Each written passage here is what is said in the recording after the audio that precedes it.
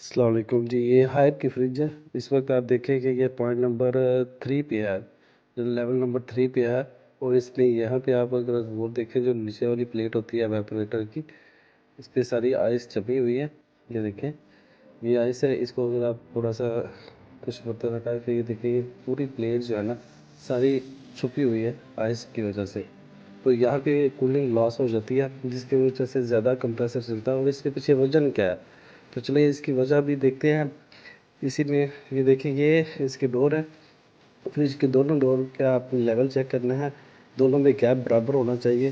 اگر گیپ کم یا زیادہ ہو تو اس کی وجہ کیا ہوتی ہے، اس کے ہونے سے یہ جو پیچھے جو گیسکٹ ہوتی ہے اس کے اندر دو دروازوں کے اندر، اور یہ لگی ہوئی لوور سائڈ آپ نے چیک کرنی ہے۔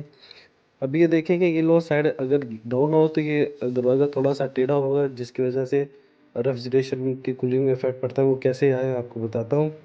اس میں یہ دیکھیں، یہ جو یہاں سے گیسکٹ جو ہے وہ کلوز ہے مگر یہاں سے اوپن ہے، تو یہ دروازہ بند کرنے سے پوری طرح بند نہیں ہوتی، جہاں پہ ایئر گیپ رہ جاتا ہے، اور ایئر گیپ اندر جا کر وہ فریزنگ کا وجہ بنتا ہے، آئس کی وجہ بنتا ہے۔ تو یہ ایئر گیپ جو ہے نا، اس گیپ کو ختم ہونا چاہیے، نہیں ہونا چاہیے، ایئر ٹائٹ ہونی چاہیے۔ یہ گیسکٹ یہاں سے خراب ہوئی ہے، اس گیسکٹ کو اگر ٹھیک کریں گے تو صحیح ہو جائے گا۔